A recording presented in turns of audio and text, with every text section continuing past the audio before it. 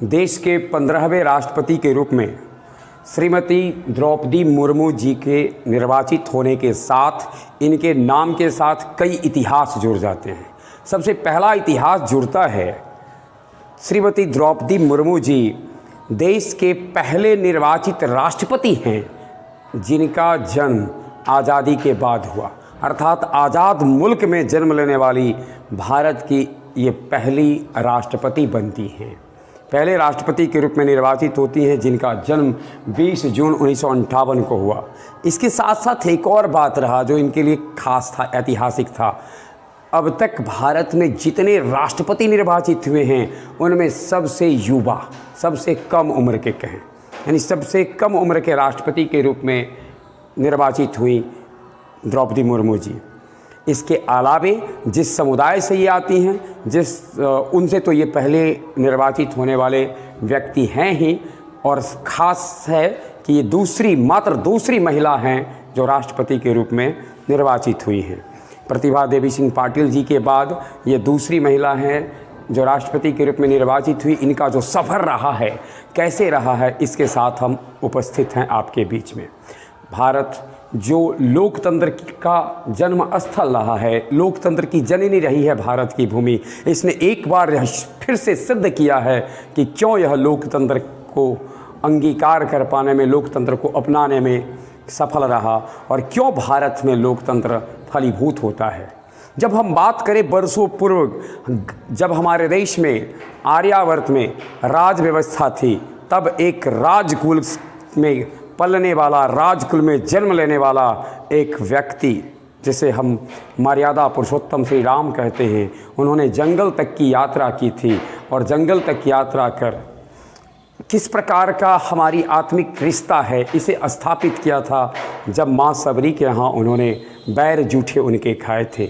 और आज एक बार फिर से हमने ये सिद्ध किया कि एक सामान्य से सामान्य जनजाति क्षेत्र से संबंध रखने वाली महिला को भारत के सबसे महत्वपूर्ण पद, जो भारत का प्रथम श्रेष्ठ पद है, उस पर हमने उन्हें आसीन कर लोकतंत्र के मान को बढ़ाया है। शपथ ग्रहण समारोह में जब पूरा हो रहा था, उस समय अपनी बात को रखते हुए मुर्मू जी ने स्पष्ट किया, मेरी जीत भारत की आम गरीब जनता की जीत है, जिससे उन्हें यह विश्वास होगा कि भारत एक ऐसा लोकतांत्रिक देश है जिसमें गरीब से गरीब व्यक्ति को भी सपने देखने का अधिकार है। क्या सचमुच जब उनका जन्म हुआ, जब वो बच्ची रही होंगी, स्कूली शिक्षा उनकी आरंभ हुई, तो उनकी आंखों में कहीं ये स्वप्न था? कैसे कैसे ये सफ़र आगे बढ़ा, इस कहानी के साथ आपके बीच में हम उपस्थित हैं। बिरांची नारायण टुड्डू के घर जन्म लेती हैं 20 जून 1958 को द्रौपदी मुर्मू जी, ओडिशा के मयूरभंज में। ओडिशा के मयूरभंज में जन्म लेने वाली द्रौपदी जब प्राथमिक शिक्षा के लिए अपने विद्यालय में जाती है और वहाँ से प्राथमिक शिक्षा पूरा कर जब वो कॉलेज में नाम लिखाती है, उस समय ही एक इतिहास जुड़ता है। कॉलेज में दाखिला लेने वाली ये मयूरभंज क्षेत्र की पहली आदिवासी महिला थी। खास बात है, कॉलेज में दाखिला लेने वाली ही भी पहली ही थी। मयूरभंज से जब ये कॉलेज में दाखिला ली, मैट्रिक की थी, तो पिता ने ज़्यादा स्वप्न बड़ा नहीं देखा था।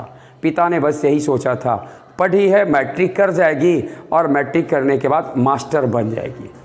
डबल एम का विषय था, मैट्रिक कर जाएगी, मास्टर बन जाएगी। पिता ने बस इतना ही ख्वाब देखा था, इससे ज़्यादा बड़ा ख्वाब उन्होंने नहीं देखा। लेकिन आगे उनकी पढ़ाई होती है, कॉलेज में जब वो जाती हैं तो कॉलेज में ही उनकी मुलाकात श्याम चरण मुर्मू से होती है। श्यामचरण मुर्मू से उनकी मुलाकात होती है, वहाँ प्रेम प्रसंग पल्लवित होता है, पुष्पित होता है, और फिर 1980-81 के बीच में वो वैवाहिक संबंध में उनके साथ जुड़ जाती हैं। श्यामाचरण मुर्मू के साथ उनके वैवाहिक संबंध हुए। श्यामाचरण मुर्मू बैंक में काम करते थे, बैंक में सेवा करते थे। वहीं अपने जीवन की शुरुआत जब द्रौपदी मुर्मू करती है तो 1979 से 1983 के बीच में सिंचाई एवं बिजली विभाग जूनियर असिस्टेंट के रूप में रही।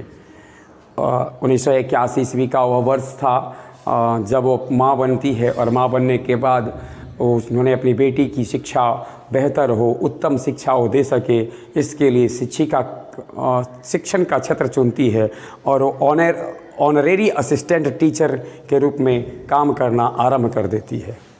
1984 से लेकर 1997 तक वो एक शिक्षिका के रूप में कार्य करती है 13 वर्षों तक। लेकिन उनके जीवन में कहा जाए जैसे मानव की त्रासदी की एक लंबी श्रृंखला थी। 1984 में जिस वर्ष वो शिक्षिका के रूप में काम करना शुरू की, उसी वर्ष परमात्मा ने उनकी पहली संतान जो बेटी थी उनसे उनको छीन लिया। यही उनके जीवन की त्रासदी का अंत नहीं है, ये तो समझा जाए एक तरह से शुरुआत मात्र थी। वो आगे बढ़ती चली गई। 1997 में पहली बार पार्षद बनी, एक खास अनुरोध पर। असम क्षेत्र के एक उन दिनों बीजेपी के बड़े प्रसिद्ध नेता थे, उनके अनुरोध पर मुर्मू जी राजनीति में आई। 1997 में पार्षद बनी। पार्षद बनने के बाद 2000 में विधानसभा चुनाव लड़ती हैं, जीतती भी हैं और वहाँ जो बीजू जनता दल और भारतीय जनता पार्टी के सहयोग से, गठबंधन से जो सरकार बनती है उसमें राज्य मंत्री बनती है। इस प्रकार मुर्मू जी जनजातीय क्षेत्र से आ जाती है, राज्य मंत्री तक का सफ़र तय करती है। वही 2006 ईस्वी में भारतीय जनता पार्टी की आदिवासी जनजातीय मोर्चा की, ध्यान में रखेंगे, भारतीय जनता पार्टी की आदिवासी जनजातीय मोर्चा की अध्यक्षा बनती है 2006 ईस्वी में।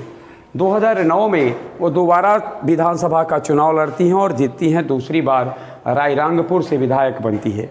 यह वर्ष था 2009 का जब वो लोकसभा चुनाव के लिए भी अपना चुनाव में सम्मिलित होती है, अपना शक्ति आजमाइश करती हैं। लेकिन 2009 में लोकसभा चुनाव में वो पराजित हो जाती हैं, वो उनका निर्वाचन नहीं हो पाता है। फिर उसके बाद 2009 के बाद 2014 तक का जो सफ़र रहा, फिर एक बार घटना जैसे मानो कि उनके जीवन में अचानक ये जो आने वाले जो 3-4 साल रहे, बहुत दर्दनाक साल थे। सबसे पहले उनका जो बड़ा बेटा था लक्ष्मण मुर्मू, वो अपने चाचा चाची के साथ अपने गांव में रहता था। एक दिन की घटना है, शाम के समय में उनके कुछ मित्र उसको आते हैं, एक ऑटो से उनके घर पे उनको छोड़ जाते हैं और चाचा चाची बोलती हैं अच्छा सुला दो, इसको लगता है कि थकान के कारण इस थोड़ा सा थका सा नज़र आता है, इसे सुला दो। और फिर जिस बेड पे, जिस रूम में उन्हें सुलाया गया, जब सुबह उसे खोला जाता है, देखा जाता है तो उनकी बस एक मृत शरीर पड़ा हुआ था लक्ष्मण मुर्मू का। तारीख थी 20 अक्टूबर 2010 की। महज 25 वर्ष की उम्र में पहले संतान को खोया, दूसरे संतान को, बेटे को के रूप में देखा जाए तो पहले बेटे को खोया 20 अक्टूबर 2010 को द्रौपदी मुर्मू जी ने। उन्होंने उसके बाद ये फैसला किया कि मैं सार्वजनिक राजनीति से अपने को दूर करती हूँ और कहीं न कहीं मेरे परवरिश में कमी रह गई, मैं अपने बाल बच्चों के साथ रहना चाहूँगी।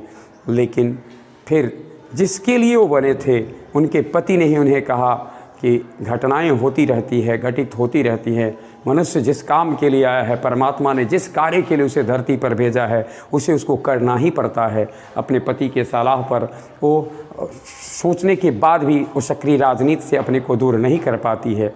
अभी इस घटना के कुछ ही वर्ष हुए थे, महज 2-2.5 वर्ष के अंदर ही 2013 के 2 जनवरी को एक सड़क दुर्घटना में उनके दूसरे पुत्र की, बिराची मुर्मू, जिनको सिपुन भी कहते थे, यानी सिपुन के नाम से उनका लोकप्रिय नाम सिपुन था, उनकी मौत हो जाती है। अभी शायद इन सदमों से ठीक से उभरी भी नहीं थी। इससे पीछे मैं थोड़ा सा कहूँ कि अपने बड़े बेटे की मौत के बाद लगभग 6-7 महीने वो डिप्रेशन की शिकार हो जाती है। और फिर 2013 में जब ये घटना घटित होती है, ठीक से अभी इससे उभर भी नहीं पाई थी, तब तक उन्हें एक सूचना मिलती है 10 अक्टूबर 2014 को दिल का दौरा पड़ने से। वो जो दिल से करीब थे, जिनके साथ उन्होंने 7 फेरे ली थी, जीवन जीने की 7 जन्मों के साथ का संकल्प ली थी, उनका साथ छूट जाता है। थोड़ी चर्चा मैं पीछे करूं, जब श्यामचरण उनके ज़िंदगी में आए थे तो एक ज़िद से उन्होंने शादी उनसे की थी, और संथाल समुदाय जिससे मुर्मू जी संबंध रखती हैं, उन दिनों प्रथा थी या अभी भी उसकी प्रथा है कि संथाल समुदाय में बेटी वालों को बेटे वाले दहेज देते हैं, और दहेज में एक बैल एक गाय के अलावे 16 जोड़ी साड़ी मिला था श्यामाचरण मुर्मू के परिवार वालों की ओर से द्रौपदी मुर्मू जी को। और ये इनका साथ छूट जाता है 10 अक्टूबर 2014 को इनका साथ छूट जाता है।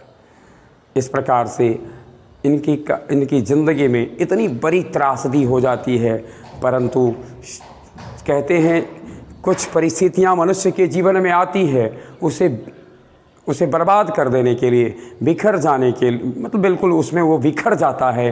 परंतु कुछ लोग ऐसे होते हैं, कुछ खास तत्व के बने होते हैं, तमाम परिस्थितियों को झेलते झेलते झेलते उनमें निखार आते जाता है और उनका सफ़र आगे बढ़ता ही जाता है। इस वनदेवी को शायद परमात्मा ने इसी रूप में भेजा था।